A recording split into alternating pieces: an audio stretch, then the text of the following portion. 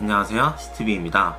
오늘은 아이패드 스마트 키보드와 일반 블루투스 키보드 중에 어떤 키보드를 사야 될지에 대한 저의 생각을 말씀드릴까 합니다. 먼저 저는 2세대 아이패드 프로에서는 지금 보시는 것처럼 스마트 키보드를 사용을 했었습니다. 그리고 이번에 3세대로 넘어오면서는 스마트 키보드 폴리오를 구매를 하진 않았고요.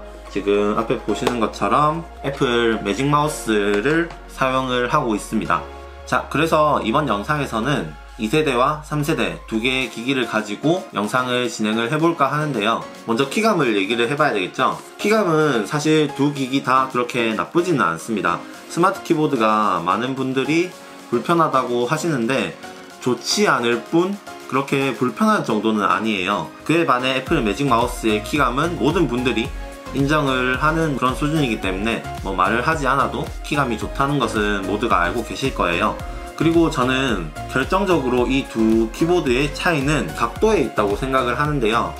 저는 항상 키보드를 사용을 할 때 하단의 캡을 열고 각도를 높인 다음에 사용을 하고 있거든요. 스마트 키보드는 보시는 것처럼 이렇게 딱 지면에 붙어있는 상태로 타이핑을 해야 되기 때문에 높이 조절이 당연히 안 되고요. 그래서 이 부분은 제 키보드 습관과는 좀 거리가 있는 저 개인적인 문제죠. 각도가 뭐 상관이 없다고 하시는 분들은 딱히 신경을 쓰지 않으셔도 되는 부분입니다. 반면에 매직 키보드의 경우는 미세하지만 이렇게 각도가 조금 이렇게 있죠. 그래서 사용을 할 때 스마트 키보드보다는 좀 더 각도가 있기 때문에 제가 사용할 때 좀 더 편하다 라는 생각이 들었기 때문에 키감과 편의성 측면에서는 스마트 키보드보다 애플 매직 키보드가 훨씬 더 좋습니다. 자, 다음은 휴대성에 대해서 한번 이야기를 해봐야 되겠죠.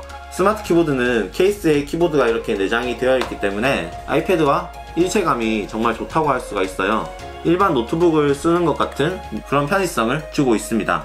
반면에 블루투스 키보드는 이렇게 항상 기기와 함께 따로 이렇게 휴대를 해야 된다는 단점이 있죠. 구매할 당시에 상관없다고 생각을 하시는 분들이 계실 거예요. 근데 이게 라이프 스타일에 항상 함께하는 그런 기기라고 생각을 하면은 매일매일 챙기다 보면은 언젠가는 한번 귀찮다는 생각이 들게 됩니다. 그리고 블루투스 키보드는 따로 충전을 해야 된다는 좀 그런 번거로움이 있는 반면에 스마트 키보드는 마그네틱 단자에 그냥 연결을 하면은 따로 외부 전력이 필요 없이 사용이 가능하기 때문에 사실은 휴대성 측면에서는 스마트 키보드가 애플이 만든 키보드가 맞구나 라는 생각이 드는 그런 키보드이기 때문에 휴대성에서는 스마트 키보드가 훨씬 더 좋다고 할 수가 있겠습니다. 하지만 태블릿 PC를 100% 노트북처럼 이렇게 항상 테이블에 두고 사용을 하시나요?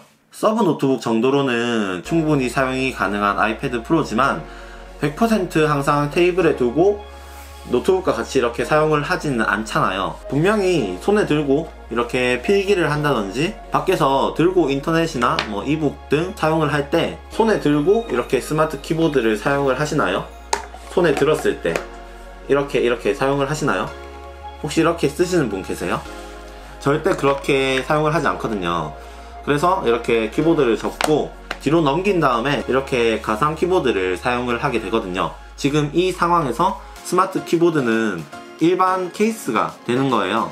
그리고 스마트 키보드는 뒷면에 이렇게 접었을 때 키보드 쪽에 무게가 실리게 돼서 이렇게 중간 부분이 뜨게 됩니다. 키보드가 뒷면에 있기 때문에 키보드의 무게 때문에 이렇게 뜨게 되는 건데 이 부분이 손으로 패드를 들었을 때 좀 그립감을 저해하는 요인이 되게 됩니다. 반면에 블루투스 키보드를 사용을 하면은 내 아이패드 들듯이 사용을 할 수가 있겠죠. 자, 그리고 한 가지 더, 스마트 키보드의 경우 이렇게 단자에 붙어 있으면은 화면이 꺼져 있을 때도 아무 키만 누르면은 화면이 출력이 되죠. 그리고 3세대 같은 경우는 지문 인식이 아니라 페이스 아이디를 탑재를 했기 때문에 지금 이렇게 아무 키나 눌러서 인식을 하면은 바로 잠금이 해제가 됩니다. 자, 이런 꿀팁을 전달을 하시는 유튜버 분들이 계셨는데 이게 스마트 키보드에 국한된 팁은 아닙니다. 이렇게 아이패드 프로 3세대에 전원이 꺼져 있는 상태에서 애플 매직 키보드에 전원을 켜고요. 여기서 그냥 키를 눌러도 자, 보이시죠?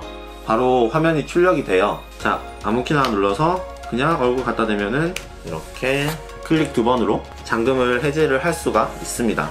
자, 그리고 다음으로 가성비를 따져봐야 되겠죠. 자, 뭔 설명이 필요하겠습니까? 가성비에 대한 설명이 혹시 필요하신 분?